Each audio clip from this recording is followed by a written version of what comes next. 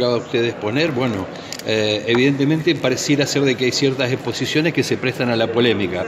A veces la pregunta de todos los que la están viendo en función de los datos que usted aporta, fundamentalmente porque algunos son de neto corte, no digo académico, si bien hay estadística, hay apreciaciones que son propias de un profesional. Correcto. ¿Qué es aquello que usted cree no se banca, como se dice comúnmente, o no se soporta en los argumentos que se vierten? Mire, cuando una persona miente, no soporta los argumentos veraces, porque arma toda una estructura y cuando usted choca con la realidad, por ejemplo, mostrar un aborto, todas estas personas que están abogando por el aborto no soportan ver un video. No hay contradicción más tremenda que esa, porque si usted defiende que si la ley autoriza hacer un aborto, lo primero que tiene que saber es cómo es un aborto, ¿no es cierto? No soportan verlo porque, por supuesto, todos los argumentos que esgrimen son falsos. Y yo simplemente esgrimo argumentos totalmente científicos y verificables. Son datos, todas las cifras que di son de los ministerios de salud de los países que legalizaron el aborto.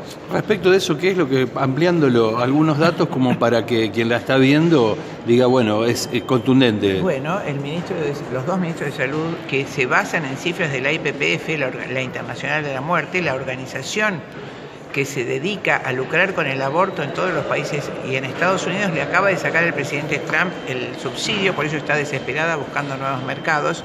Tiene 46.000 clínicas abortivas en el mundo, muchas más que los restaurantes de McDonald's, que creo que son 30.000 y pico.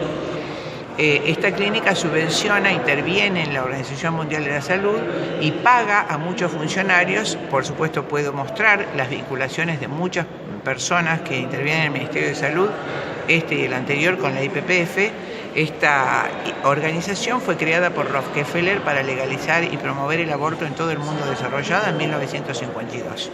Su verdadero nombre original debería haber sido Control de Natalidad, pero para que nadie lo vinculara con la Liga de Control de Natalidad que él y Margaret Sanger habían hecho, se le llamó Paternidad Planificada.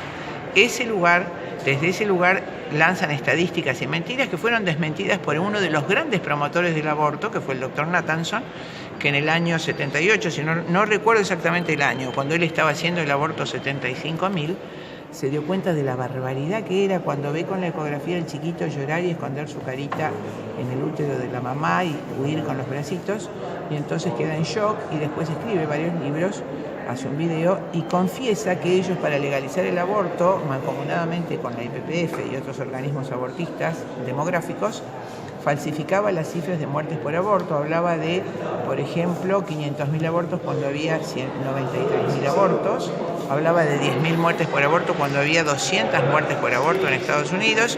Y machacaban como acá, hasta que al final la gente creía que era necesario el aborto. Lo confiesa él, uno de los grandes promotores de la legalización del fallo Roe versus Wade en los Estados Unidos en 1973. ¿Y qué pasó después? En ese primer año hubo unos 11.000 abortos. ¿Y en cuántos abortos estamos ahora? En 920.000 abortos a cifras de 2016 en los Estados Unidos de América. Con picos, no me acuerdo exactamente, recién las leí, 2011, 2008, 2009 y 2010, de 1,5 millones de abortos por año.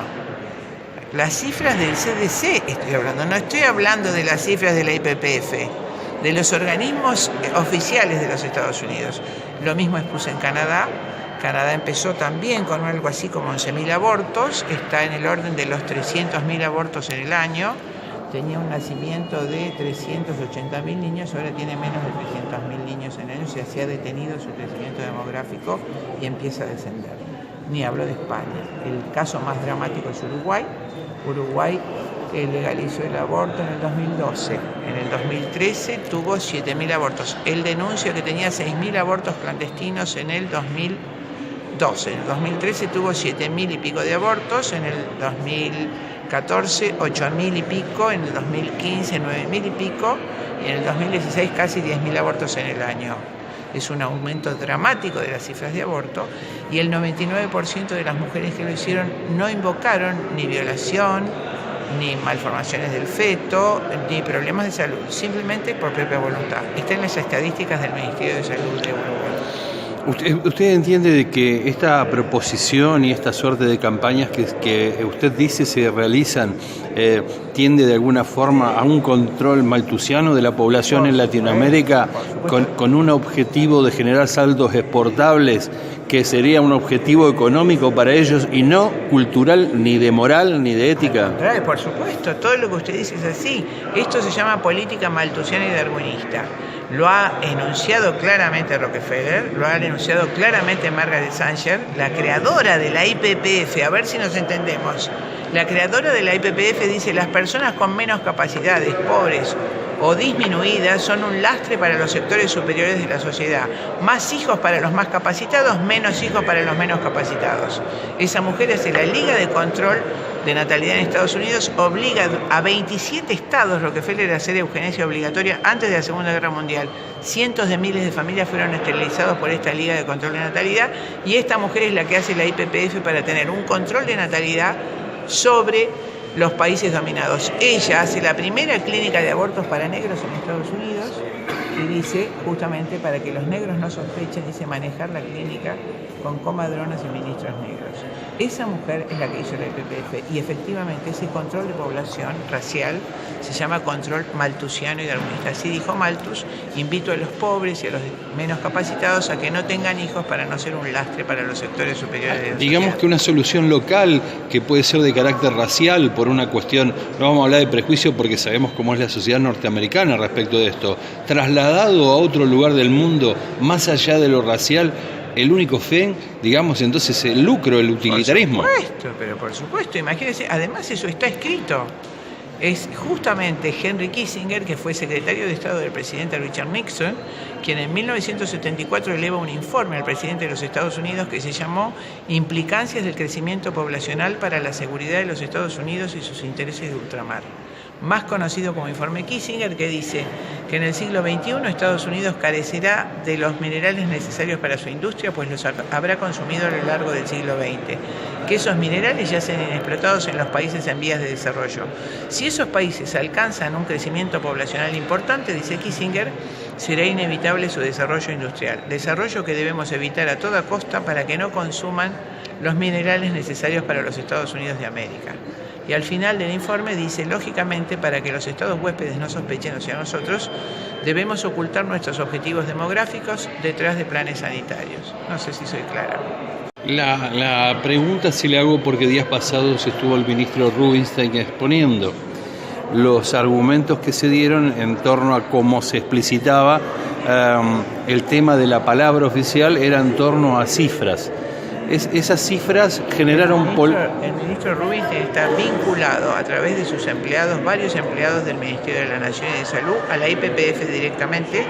Está vinculado a Casa Fusa, quien promueve sus programas. Casa Fusa es la sucursal en Argentina de la IPPF, Instituto Federal Internacional de Planificación Familiar.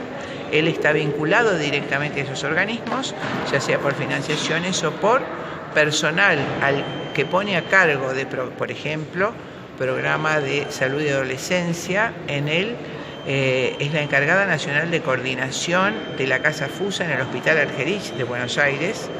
Me parece que es Vázquez de apellido esta doctora, que trabaja para el Ministerio de Nación, que es la que hace la consultoría de las adolescentes para que aborten, que ha tenido, es decir, consultoría de adolescentes en situación de embarazo. Y ha sido tan eficaz esa consultoría que depende del Ministerio de la Nación. Estamos hablando de Vázquez, que es funcionaria de ese ministerio, o sea, ¿de quién depende? De Rubinstein, que logró con eficacia que el 98% de las consultas de las adolescentes terminaran en aborto. Ha sido sumamente eficaz. Esto hay información pública de eso. Hay un diario, un colega suyo que se llama El Disenso, otros también, pero El Disenso lo ha publicado ampliamente. Las vinculaciones también, otro funcionario de él que tiene un cargo muy importante en el control de SIDA, no recuerdo el apellido, su nombre es Alan, es por supuesto empleado de la IPPF también.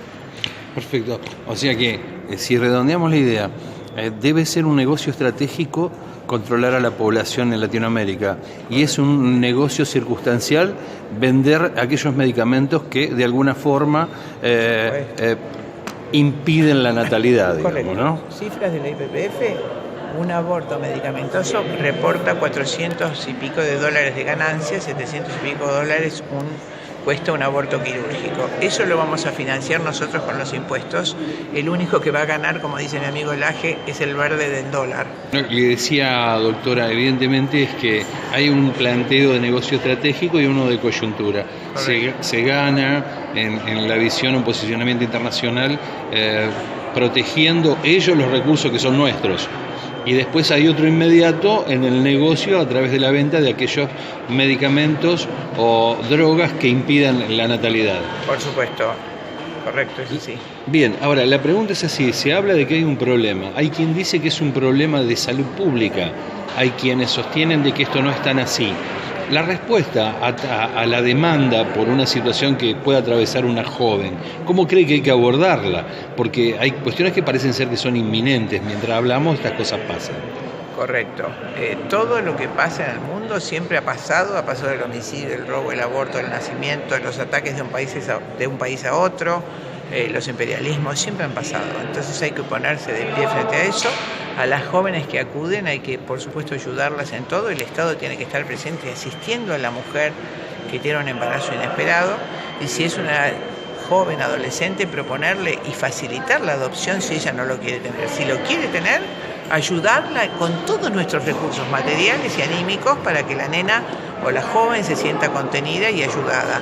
Y además, si no quiere tenerlo, darlo en adopción. Tenemos miles de familias que están hace años esperando bebés para adoptar y no pueden hacerlo porque la dificultad de la ley hace que miles de niños bebitos roten y rueden por hogares, por orfanatos antes de ser adoptados. Entonces, facilitar las leyes de adopción, contener a las nenas, de manera tal que en nuestro país nunca una mujer piense ni siquiera como recurso el aborto, porque tenga todos los medios. Y para que esto ocurra, también hay que hacer una educación real, no esta falsa educación sexual que se está haciendo en los colegios, donde se les dice a los nenes que el sexo es un juego, que deben disfrutar del sexo. A los 4, 5, 6, 7, 8 años, un disparate. Usted no deja manejar a un niño antes de los 18 años porque no tiene reflejos, y sin embargo le dice que la actividad más importante, que es la sexualidad, la genitalidad, es un juego y puede ejercerlo cuando quiera, pero tiene que usar preservativo. Usted se imagina que un niño está totalmente incapacitado en sus reflejos para controlar sus impulsiones sexuales antes de tiempo y pensar en usar preservativos. Es un disparate. Por eso la verdadera educación es la postergación del inicio de la edad de ejercitación sexual.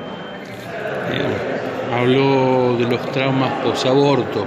¿Qué puede decir sobre eso? Mire, todo médico como yo, que ha ejercido en la trinchera muchísimos años, sabe que la mujer que aborta jamás se olvida de eso.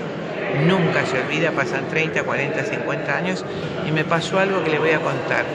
Estuve hace poco en el sur, en San Luis, un periodista encantador, grande, neutro, no sabía, me dice, pero ¿qué pasa que todos los medios están hablando monolíticamente del aborto? Hay algo que sospecho, hay algo que no sabemos. Él solo, un hombre grande.